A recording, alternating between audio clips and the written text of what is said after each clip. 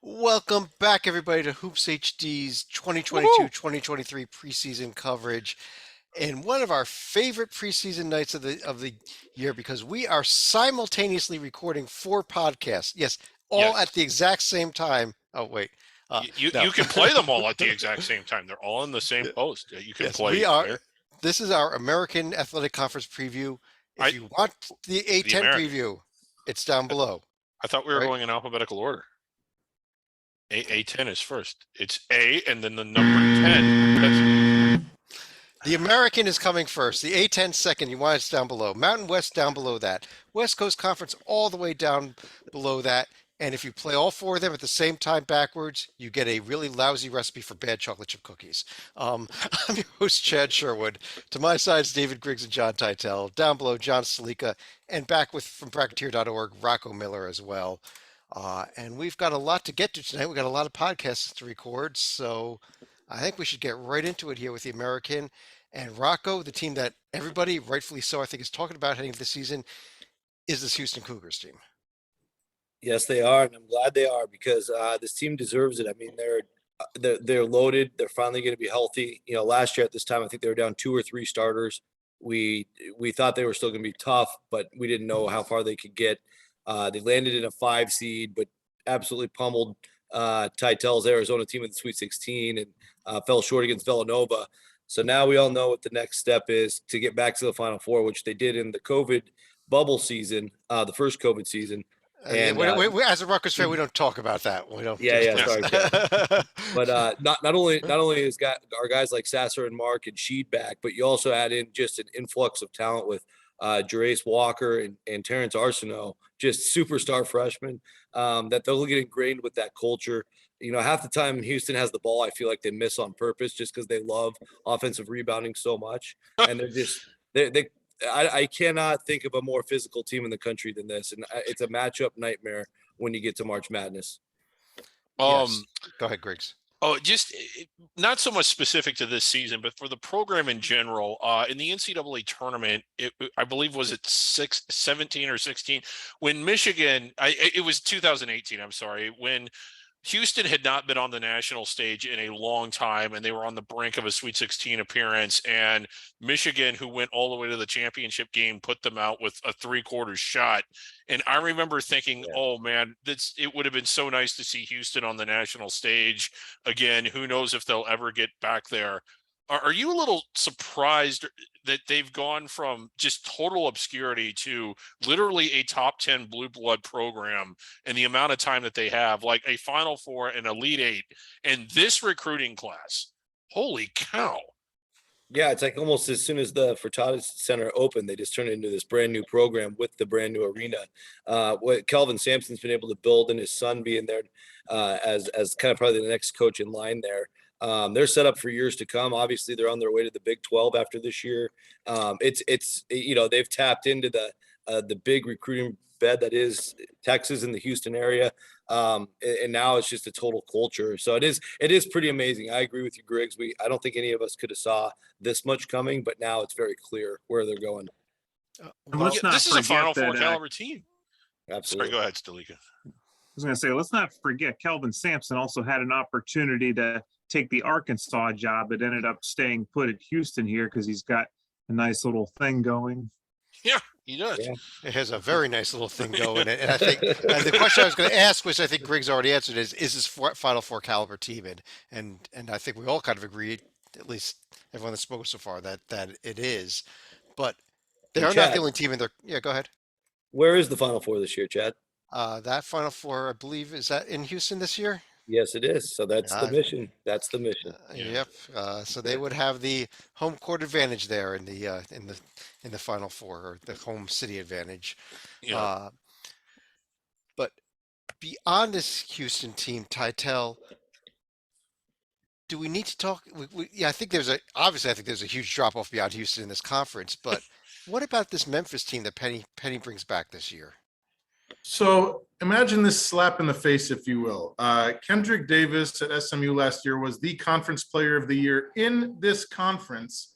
He stays in the conference by transferring to Memphis, but he's not the preseason player of the year because Marcus Sasser, who played a whopping what do you get? 12 games last year. I agree. When healthy, he's as good as anybody. So I don't think it's a mistake necessarily, but a huge slap in the face for Kendrick Davis. He turned 23 last May. So you have this experienced point guard. He's led this conference in scoring and assists, not just last year, but the year before as well. And he plays his best against the best teams in this conference. He had 20 last January when they won at Memphis. He had 22 last February when they beat Houston. So as good as Sasser is, I really think Davis is going to repeat as Conference Player of the Year. Okay, but in this roster here, though, in terms of beyond Davis, you got DeAndre Williams back, and I like Emmanuel Akot coming over from Boise State. So, I mean, how good is this Memphis team going to be, do you think? Well, I do not like Emmanuel Akot since he bailed on Arizona, but that's a separate issue, I suppose. No, I think they have. Love me some Emmanuel Akot. Well, he also bailed on Memphis, by the way. He's at Western Kentucky now. Oh, did he go? Okay. Yeah. I'm a little to my notes there. I missed that move. I No worries. apologize. Okay. Without Emmanuel Akot, because he's gone, what are Memphis' chances this year? I think pretty good. I think Houston, as Rocco has acknowledged, is the clear favorites, deservedly so. But they did lose Josh Carlton and Fabian White, two big pieces, literally and figuratively, from last year's team. I wish that Memphis had a little more size. They seem to me very similar to Houston in terms of tons of upperclassmen, but a lot of guys who are in the backcourt. So I think that they can hang with them, but I think Houston's the pick and Memphis is a close second. Wow. I think they're a solid second. I think they're not close to Houston. Go back to alphabetical order. When I go through my conferences of the season, I do them in alphabetical order. So I actually looked at the American about 6 weeks ago. So that's my excuse. That would explain it. But you talk about Memphis being a close second, Griggs. I got another team that I like as a close second, maybe even better than Memphis this year. And it's a team that we have not discussed very seriously in the American for years. How about Ron Hunter and the Tulane Green Wave this season? And by years, you mean not discuss them by, for years, you mean ever. I've loved Ron Hunter ever since IUPUI. He was the coach when they transitioned up. I know this is hard to believe since IUPUI finished with just 5 players and ranked around 350 or so, but went to an NCAA tournament there, was really competitive.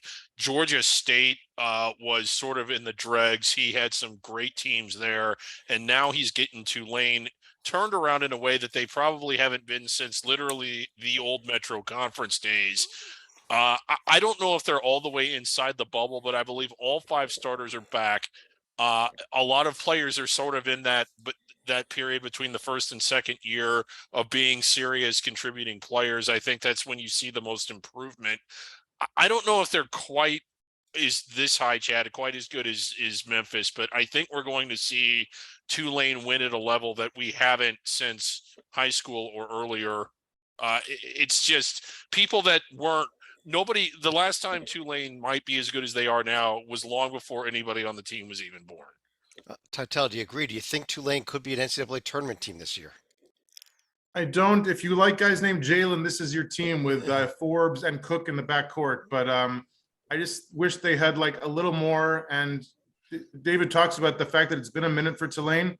To give you an idea of how long it's been, the last time they made the NCAA tournament was 1995. So good luck, but I don't think they're going to get there this year. We'll see. I'm on the Tulane bandwagon here. I mean, they got Kevin Cross in the front court. I think they got the pieces, but Stalika, I'm going to you for the next team because I know it's one of your favorite teams out there.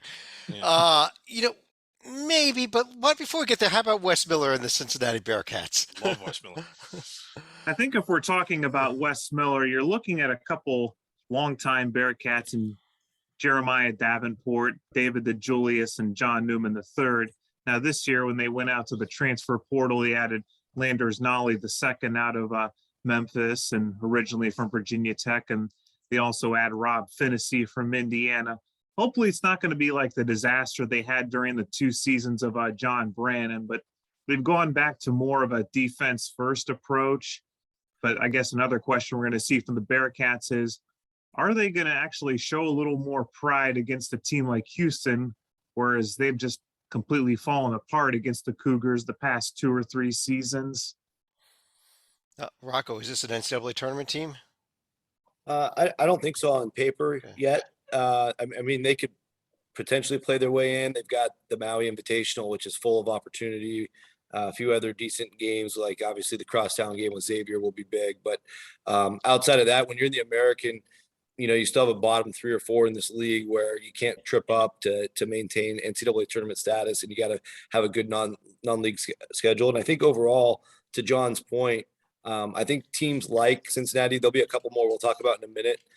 They're really beefing up their front lines and their just overall physicality to try to keep up with Houston and Memphis. This will no doubt, in my mind, be the most physical conference in the country, and it's all because everybody else in the league is trying to catch up to the physicality of Houston and Memphis. And anyway, we'll touch on more of that as we go, but yeah, it's fascinating, and I think the refs are going to be swallowing a lot of whistles and letting these guys play. It's going to be fascinating.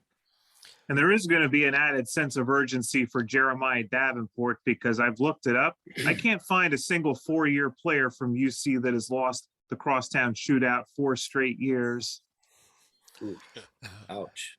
Titel, you talked about the fact that SMU lost Kendrick Davis. Is there anything left at SMU to even look at this season now?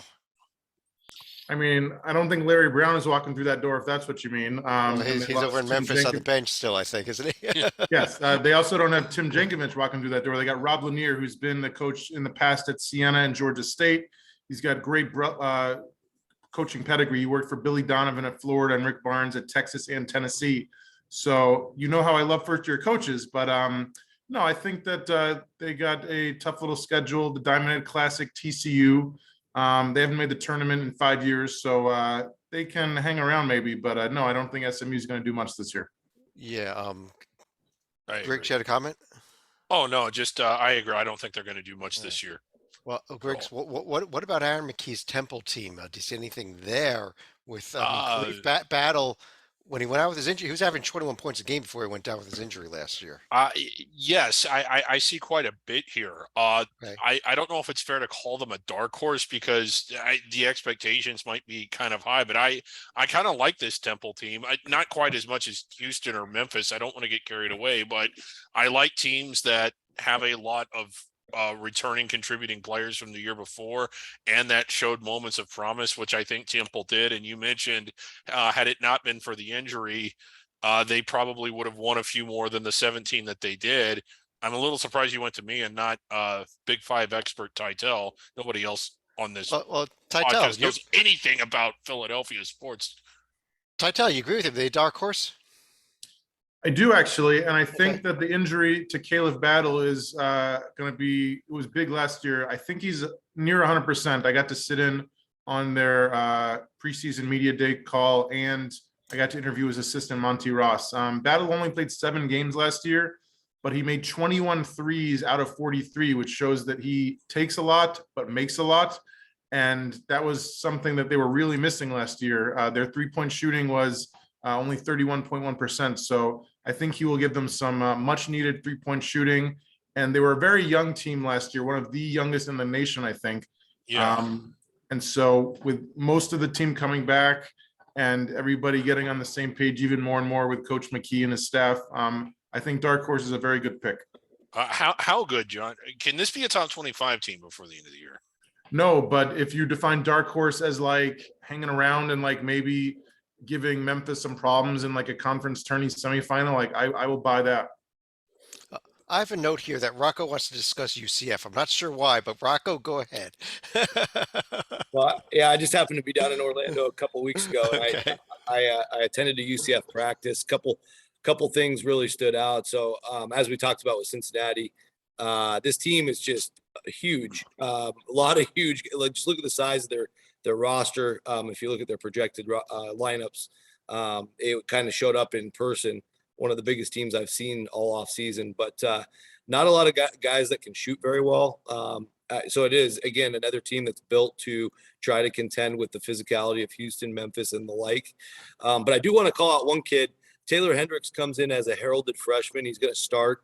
The UCF staff actually told me they think he could be one and done. He's that good. The reason why he landed at UCF is his twin brother Tyler is also in the freshman class, but the Power 5 schools largely didn't want to take both of them on. They just wanted Taylor. UCF took the plunge, took them both. So here we are, and it was really interesting to see him practice because Taylor was already the vocal leader of the group with all these like 5th and 6th year seniors. So really fascinating kid to follow this year down at UCF. Salika, Wichita State, the once great program of Wichita State seems to be continuing to head in the wrong direction. And any hopes that after a bad season last year, anything gets any better, or is it just going to get worse? This is a team that would probably end up in the middle of the pack of the Missouri Valley right here. I don't see how they're going to be able to really sustain the physicality of teams we've already discussed at the top here. That's a great assessment. They'd finish about in the middle of the MVP. I mean, I don't know how you get a bunch of low and mid-major transfers and to assemble a roster and expect to be successful in the American. So, Griggs, Tulsa has a new head coach and a guy we liked coming over from Louisiana Tech, and Eric Conkle. Yeah, and they've got a new head coach. I think he'll do a good job in the next year or two. Not this year, though. No, oh my God, a little bit of mess cleanup from Frank Haith. Yes, Frank Haith should come with some sort of Surgeon General's warning. Titel, South Florida and East Carolina are in this conference as well. If you say so. The thing that I like about South Florida is just to show like the amazing, as much as I like Memphis, like they do have a bunch of like roster turnover. Stalika mentioned Landers Nolly earlier, and Tyler Harris, who's been at Memphis and Iowa State, brings his 148-pound frame to South Florida to play for Coach Gregory. It's weird to see like how many former Memphis guys transferred but stayed in this conference. I wonder what impact that'll have if they know Penny's offense and if they can exploit it somehow.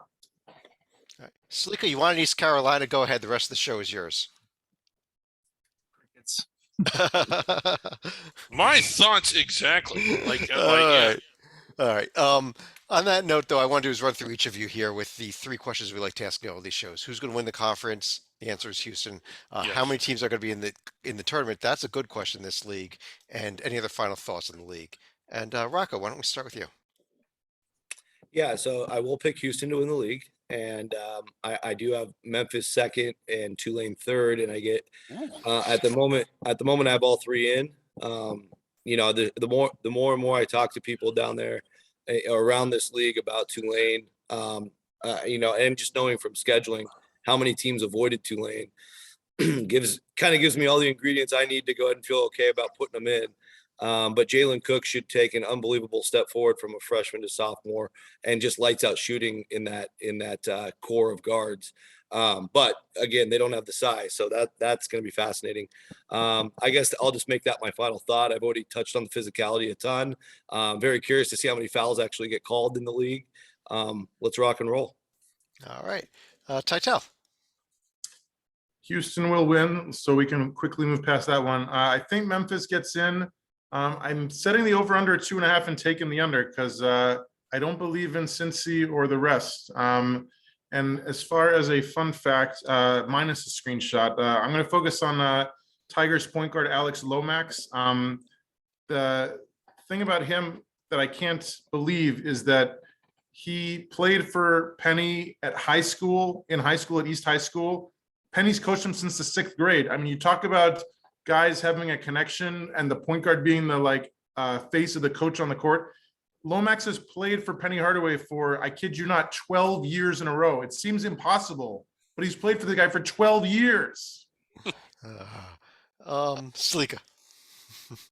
aside from the obvious about Houston, I do think we could potentially see 3 bids out of the American this year, only because I'm not seeing other conferences outside of the ACC, SEC, and the Big 12 where there's going to be a lot of bids being hoarded.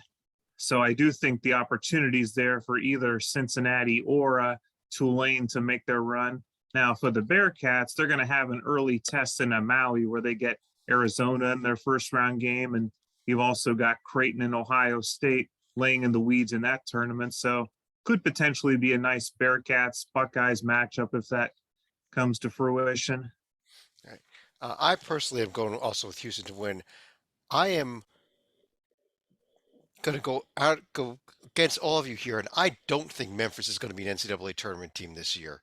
All It's right. happened. It's happened when Memphis has been this highly rated, has been higher rated than this even going into the season in recent years. So I don't like Memphis.